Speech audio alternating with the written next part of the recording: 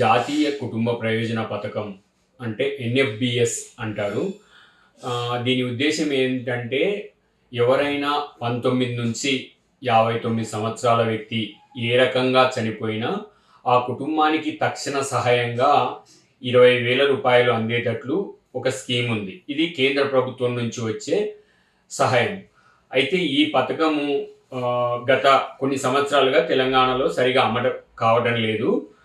ప్రతి సంవత్సరం 7,794 మందికి ఈ పథకం వర్తించేటట్లు నిధులు ఉంటాయి. అయితే ఇప్పుడు ప్రభుత్వం ఆ పథకాన్ని తప్పకుండా అమలు చేయాలని వివిధ జిల్లా కలెక్టర్లకు అందరికీ చెప్పింది. ఈ పథకానికి ఎవరు అర్హులు అంటే దారిద్ర్య రేఖకు దిగువనున్నవారు, అంటే బీపీఎల్ కార్డు ఉంటే సరిపోతుంది.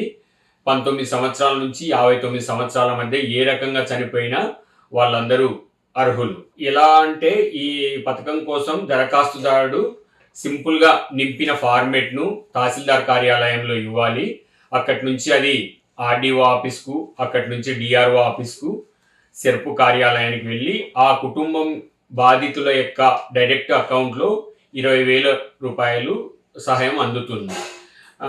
కాబట్టి ప్రతి జిల్లాలో నుంచి కానీ టౌన్లలో ఉన్న వాళ్ళు కానీ ఎవరైనా కానీ ఈ పథకానికి దరఖాస్తు చేసుకోండి. జస్ట్ సింపుల్గా ఆ పథకానికి ఏమేమి ఉండాలనేది కూడా ఇక్కడ చెప్పారు. అప్లికేషన్ ఫామ్ ఒకటి నింపాలి, తర్వాత ఆధార్ కార్డు ఉండాలి, ఫ్యామిలీ మెంబర్ సర్టిఫికేట్ అంటే చనిపోయిన ఆయనకు లేదా చనిపోయిన ఆమెకు పలానా వాళ్ళం వారసులం అనేది, తర్వాత ఫుడ్ సెక్యూరిటీ కార్డు, ఇవి ఉంటే సరిపోతుంది.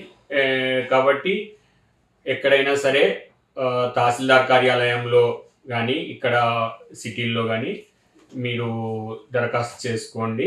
చాలామందికి రాష్ట్రంలో ఇప్పుడు 30,000 మందికి సరిపోయే బడ్జెట్ ఉంది అని స్వయంగా అధికారులే చెప్తున్నారు. కాబట్టి ఈ అవకాశాన్ని అందరూ సద్వినియోగం చేసుకోమని కోరుతున్నాం.